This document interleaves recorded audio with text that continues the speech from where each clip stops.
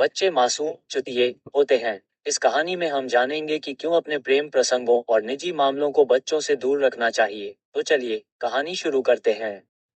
Movie शुरू होती है 1935 के दौर में 13 साल की ब्राइनी के सीन से।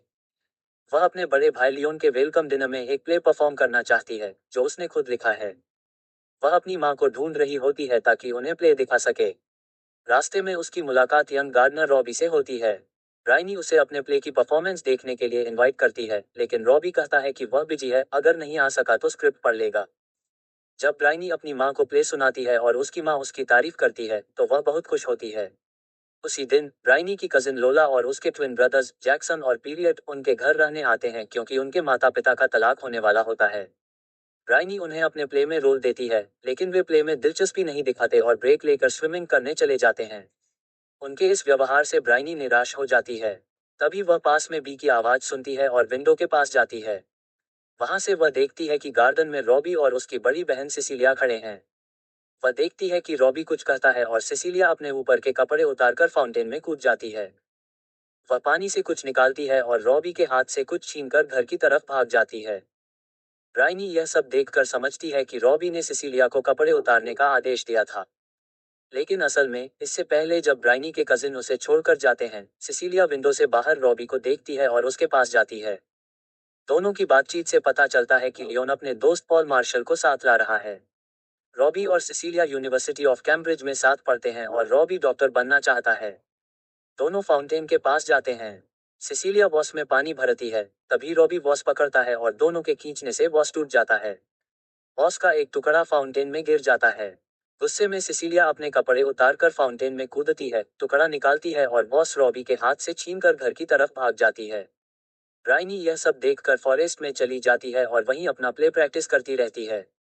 उधर सिसिलिया अपने रूम में होती है, तभी उसे लियोन की कार की आवाज सुनाई देती है। लियोन पॉल को लेकर घर आता है और सिसिलिया से खुशी खुशी मिलता है। फिर लियोन, पॉल और सिसिलिया लेक के पास दोपहर बिताते हैं। लियोन सिसिलिया को बताता है कि उसने रॉबी को रात के डिनर पर बुलाया है। सिसिलिया पहले आपत्ति जताती है, लेकिन फिर चुप हो जाती है। लेक से लौटने के बाद पॉल घर का टूर करता है और एक कमरे में लोला और ट्विंस को देखता है। वह कमरे में जाता है और उनसे बातें करने लगता है। लोला से उसकी बातें कुछ फ्लर्टिंग जैसी होती हैं, लेकिन 15 साल की लोला उसे नहीं समझ पाती। उधर रॉबी अपने व्यवहार के लिए सिसिलिया से माफी मांगने के लिए लेटर लिखने की कोशिश करता है। इसी दौरान वह मजाक में एक लेटर टाइप करता है जिसमें कुछ सेक्सुअल शब्द होते हैं। बाद में वह फॉर्मल हैंडरिटन लेटर लिखकर माफी मांगता है और डिनर के लिए सिसिलिया के घर की तरफ बढ़ता है। रास्ते में फॉरेस्ट में उसे ब्राइनी मिलती है। रॉबी उसे लेटर देकर कहता है कि वह ये लेटर सिसिलिया को दे दे। ब्राइनी लेटर लेकर वहां से भाग जाती है। और साथ ही रॉबी को एहसास होता है कि उसने अपोलॉजी वाला लेटर घर ही छोड़ दिया और जोक वाला लेटर ब्राइनी को दे दिया। वह ब्राइनी को आवाजें देता है लेकिन ब्राइनी नहीं सुनती। ब्राइनी रास्ते में वह लेटर पढ़ लेती है। घर में सिसिलिया और लियोन बैठे बातें कर रहे होते हैं जब ब्राइनी अंदर आती है और सिसिलिया को लेटर देकर लियोन से बातें करने लग जाती है। सिसिलिया लेटर पढ़कर ब्राइनी से पूछती है कि क्या उसने लेटर पढ़ा है, तो ब्राइनी इनकार कर देती है और वहां से छुपती अपने रूम में चली जाती है। थोड़ी देर बाद लोला अपने भाइयों के ट्रिक से जलाकर दिखाने के लिए ब्राइनी के पास आती है। ब्राइनी लोला को रॉबी के लिखे हुए लेटर का बताती है। इस पर लोला कहती है कि रॉबी सेक्स मैनिया है। ब्राइनी चेंज करके डिनर के लिए जा रही होती है कि उसे लाइब्रेरी के बाहर सिसिलिया की पिन मिलती है। वो उसको देखते हुए लाइब्रेरी में फॉलो करती है, जहां पे उसे रॉबी और सिसिलिया को इंटीमेट होते देखती है और समझती है कि रॉबी सिसिलिया को रेप कर रहा था। असल में जब ब्राइनी लेटर देकर वापस रूम में जाती है, तभी रॉबी घर आकर सिसिलिया को बताता है कि वह गलत लेटर भेज दिया गया था, जबकि वह फॉर्मल लेटर देना चाहता था। सिसिलिया रॉबी को अपने साथ लाइब्रेरी ले जाती है और वहां वह सुबह हुए इंसिडेंट पर एम्बेरसमेंट में रोने लगती है। रॉबी उसको करीब जाता है और वो दोनों वहां पैशनेट मोमेंट शेयर करते हैं और एक दूसरे के लिए अपना लव कन्फेस करते हैं। उनके इस मोमेंट के दौरान ब्राइनी आ जाती है। सिसिलिया और रॉबी नजरें चुराते लाइब्रेरी से निकल जाते हैं। डिनर टेबल पर सब होते हैं सिवाय ट्विंस के। ब्राइनी की मदर ब्राइनी को ट्विंस को नीचे लाने के लिए भेज देती है, लेकिन वो देखती है कि ट्विंस वहां नहीं बल्कि एक लेटर है जिस पर लिखा हुआ है कि वे वापस घर जा रहे हैं। वो लेटर जब ब्राइनी फैमिली को दिखाती है तो सब ट्विंस को ढूंढने टीम्स में फॉरेस्ट में चले जाते हैं। सर्च करते हुए ब्राइनी को लेक के पास से आवाजें आती हैं। जब वो उधर टॉर्च की लाइट करती है तो उसे कोई शख्स लोला को छोड़कर भागता दिखता है। वो लोला के पास जाती है तो लोला उसको बताती है कि किसी ने उसकी आंखों पर हाथ रखकर उसे असॉल्ट किया था। ब्राइनी कहती है कि उसने देखा है कि वो कौन था और उसे पूरा यकीन है कि वो शख्स रॉबी ही था। हालांकि ब्राइनी ने उस शख्स का चेहरा नहीं देखा होता। लोला को बताती है कि उसने रॉबी को लाइब्रेरी में सिसिलिया को भी रेप करते देखा था। बहुत अंधेरा होने की वजह से लोला को बिल्कुल भी अंदाजा नहीं होता कि वो शख्स कौन था, इसलिए वो ब्राइनी पर भरोसा कर लेती है। लियोन और सिसिलिया लोला को घर वापस लेकर आते हैं। लियोन डॉक्टर्स और पुलिस को बुलाता है। पुलिस घर आती है और ब्राइनी उनको स्टेटमेंट देती है कि उसने साफ साफ रॉबी को देखा था। सिसिलिया जब स्मोक करने बाहर जाती है तो ब्राइनी उसके रूम से रॉबी का लेटर भी ले आती है और पुलिस को एजा एविडेंस देती है। रॉबी अभी तक सर्च से वापस नहीं आया होता, इससे फैमिली का उस पर शक बढ़ जाता है। रॉबी जब वापस आता है तो वो ट्विंस उसके साथ होते हैं। ब्राइनी की मदर उसे सोने के लिए ऊपर भेज देती है। ब्राइनी विंडो से देखती है कि पुलिस रॉबी को अरेस्ट करके ले जा रही है और सिसिलिया उसको आखिरी दफा हक करती है। वक्त गुजरता है और 4 साल का अरसा गुजर जाता है। वर्ल्ड वॉर 2 चल रही होती है। रॉबी को दिखाया जाता है जो फ्रांस में 2 सोल्जर्स के साथ फंसा होता है। हर कुछ लोग उनको खाना देने आते हैं तो रॉबी उनको बताता है कि वह अपने यूनिट से अलग हो गया था, इसीलिए फ्रांस में रह गया है। खाना खाने के बाद 2 सोल्जर सोने लेते हैं और रॉबी से पूछते हैं कि वो फ्रेंच लैंग्वेज कैसे जानता है। तो वो बताता है कि उसने प्रिजन में सीखी थी। साथ ही बताता है कि उसको ऑप्शन दिया गया था कि या तो वो प्रिजन में रहे या फिर वॉर के लिए लड़े और उसने जंग में लड़ने को चुना। वो जब सोने लगता है तो उसे 6 महीने पहले अपनी सिसिलिया से मुलाकात याद आती है।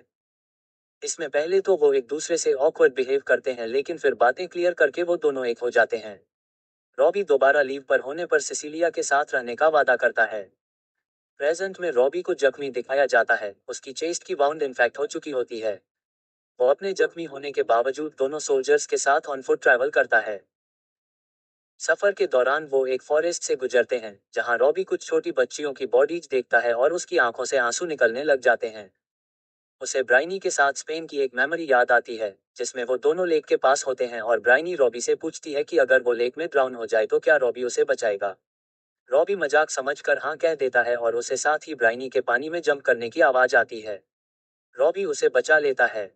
ब्राइनी बहुत खुश होती है कि रॉबी ने उसको ड्राउन नहीं होने दिया, जबकि रॉबी उसकी बेवकूफ़ी पर गुस्सा करता वहां से चला जाता है। खैर, वो तीनों फ्रांस ऑन फुट डनकर्क जा रहे होते हैं। वहां उनको सी के पास बाकी ब्रिटिश सोल्जर्स मिलते हैं। उनको बताया जाता है कि वाउंडेड सोल्जर्स को पीछे छोड़कर जाने के ऑर्डर्स हैं और बाकी सोल्जर्स आहिस्ता आहिस्ता लंदन भेजे जाएंगे।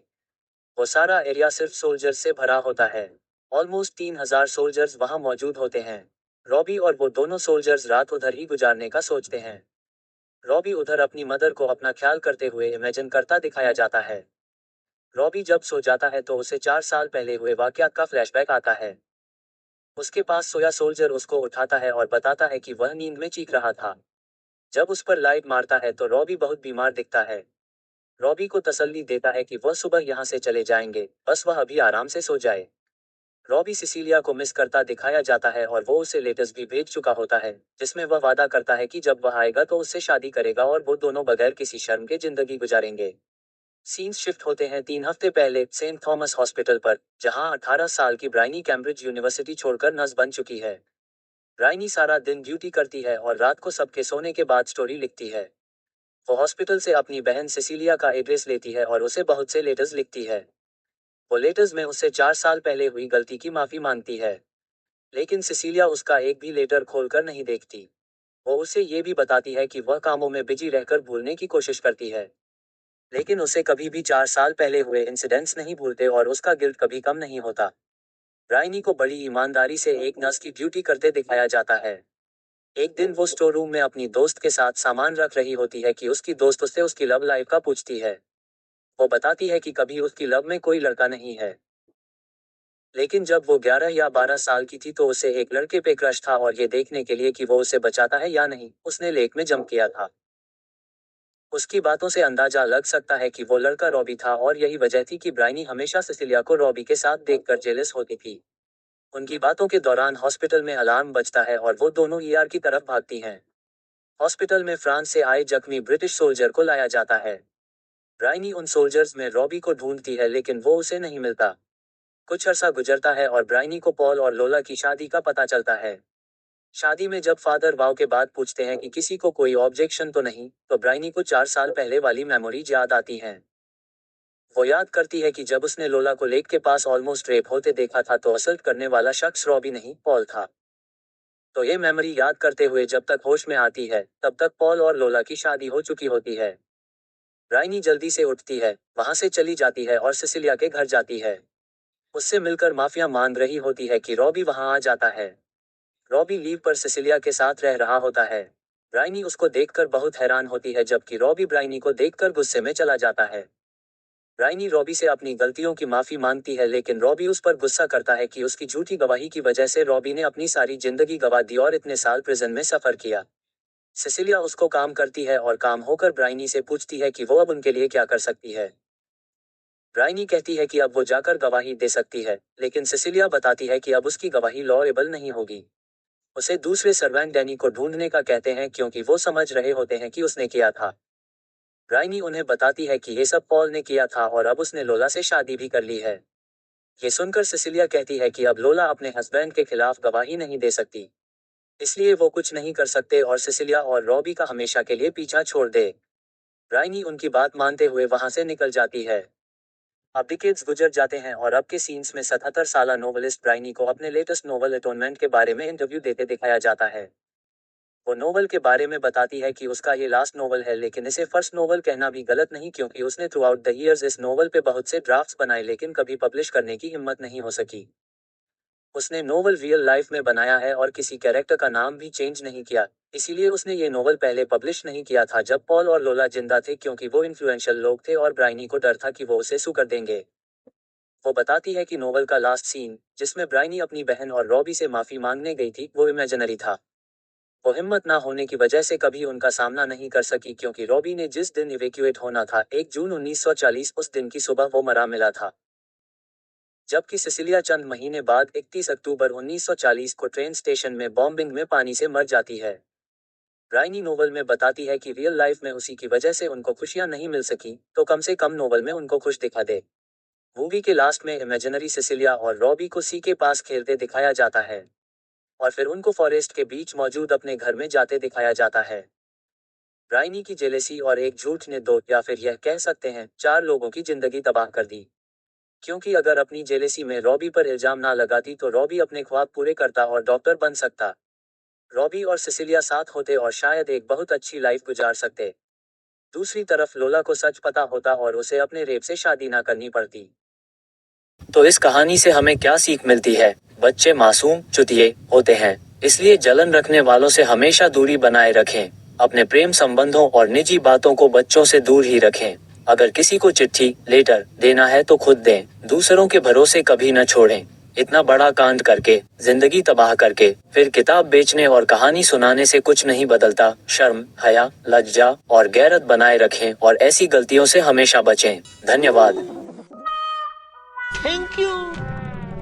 आपका ये उपकार जिंदगी भर याद रहेगा मुझे। Facts about Atonement। Atonement film 2007 में आई थी और ये इयन मैकूअन के नॉवेल पर बेस्ड है, जिसे जो राइट ने डायरेक्ट किया था। ये फिल्म अपने डनकर्क बीच वाले सीन के लिए फेमस है, जिसे बिना किसी कट के पूरे 5 मिनट के सिंगल शॉट में शूट किया गया था, जिसमें हजारों एक्स्ट्रा शामिल थे। फिल्म को टोटल 7 ऑस्कर नॉमिनेशन मिले थे और इसे बेस्ट ओरिजिनल स्कोर का ऑस्कर अवार्ड मिला था, जिसमें बैकग्राउंड म्यूजिक में टाइपराइटर की साउंड को भी यूज किया गया था, जो ब्रायनी के गिल्ट और उसकी स्टोरी से कनेक्ट करता है। सिर्फ 13 साल की उम्र में साओर्शे रोनन को उनके रोल के लिए ऑस्कर नॉमिनेशन मिला और कीरा नाइटली की ग्रीन ड्रेस इतनी आइकॉनिक बन गई कि आज भी उसे मोस्ट मेमोरेबल मूवी ड्रेसेस में गिना जाता है। फिल्म को असली लोकेशंस पर शूट किया गया था, जिससे उसकी पीरियड सेटिंग और भी रियल लगती है। अटोनमेंट सिर्फ एक लव स्टोरी नहीं है, बल्कि ये गिल्ट, झूठ और प्रायश्चित की डीप कहानी है, जो दिखाती है कि एक छोटी सी जलन और झूठ कितनी जिंदगियां बर्बाद कर सकता है। इसका ट्विस्ट ये है कि कहानी का एक बड़ा हिस्सा ब्रायनी की इमेजिनेशन और उसके एटोनमेंट का हिस्सा था, जिससे इसका एंड और भी ज्यादा ट्रैजिक बन जाता है।